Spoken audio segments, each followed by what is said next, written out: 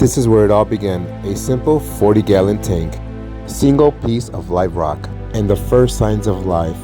A sponge, a snail, proof that something was growing. Then came marlin and coral, and a month later, Dory.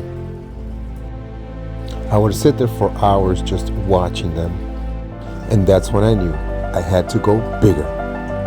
Once I knew I had to go bigger, I started building. This was my first real aquascape, the foundation of everything that would come later. Every rock I placed and every angle, every connection had a purpose. I didn't want something just stacked. I wanted something alive, something they could call home. And slowly it came together. A place with caves, shadows, swim-throughs, something the fish could claim as their own. And when the scape was finally ready, I added marlin, coral, and dory back in, watching them swim through something I built, something with my own hands.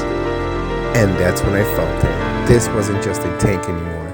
This was the beginning of a reef tank. The day finally came, the day I decided to level up. I went to pick up the 125-gallon, and the moment I saw it, I knew this was the tank that would change everything. But a dream doesn't come ready. You have to build it. Clean it, fix it, make it yours. So I got to work, hours of sanding, repainting, turning an old stand into something new. This wasn't just an upgrade, this was the beginning of the trippy tank. With the new tank on the way, I knew it was time to try my first corals. GSPs and Duncans, hardy yet beautiful. The first colors I ever added to a reef. But with corals comes responsibilities. Testing, dipping, checking for every detail. That's when I learned something every reefer eventually discovers. Nothing arrives alone. But even with surprises, the corals opened up, the corals shined. And Ruby welcomed them into the reef. The 125-gallon felt huge, empty, full of possibilities. And now it was time to give it a soul. Building this aquascape wasn't just stacking rocks. It was creating a world, caves, arches, shadows, a blueprint for life. But beauty doesn't keep a reef alive. It needs a heartbeat, so I built one. Hours of measuring, testing, and tightening every connection. And before anything else, I had to know the system would survive. The leak test felt like holding my breath. Every reefer knows this moment, when everything depends on your work, and then it held. When not a single drop escaped, I knew the trippy tank was one step closer to life. With the plumbing ready, it was time. We moved the tank into its final place and began the fill. One more leak test, one more moment of truth, and when everything held, I finally knew the trippy tank was born. And when the leak test passed, it finally felt real. The aquascape was ready, the plumbing was solid, the trippy tank was taking shape. I drained the tank and mixed the salt, and rinsed every piece of scape, making sure it was perfect. Clean and ready for life. As the water reached the right salinity, I knew this was the moment I had been building toward. And when that first wave of salt water filled the glass, the trippy tank was finally born. With the tank finally filled, the real work began. Saltwater mix, salinity perfect.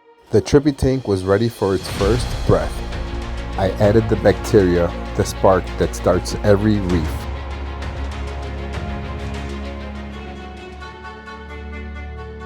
And moved over the ceramic media for my 40-gallon. Piece by piece, the life of my old tank was passing into the new one. A transfer of history and the beginning of a brand new world. It was finally time to move everything from the 40-gallon into their new home. Piece by piece, I removed the rock that started my entire journey. The same rock that held my first sponge, my first snail. The foundation of everything that I had learned. Then came the part that meant the most. Marlin, Coral, and Dory, the three that watched me grow, just as I watched them. I acclimated them slowly, carefully, and for a moment it felt like saying goodbye to the past and welcoming the future.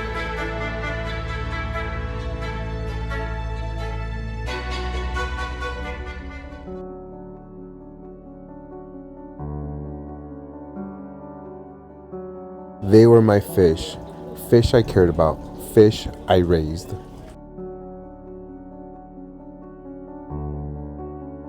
But sometimes in reefing, plans change, and Sally and Big Eye no longer fit into the long-term vision of the tribute tank. It wasn't easy, but they had to be removed for the safety of the reef and the harmony inside. But in reefing, there are always hitchhikers. Aptasia, the dreaded vermeted snails. I scraped and pulled rocks for 2 months, and once they were gone, it was time to bring in new life. Small, shy, but full of potential. Already quarantined, already strong.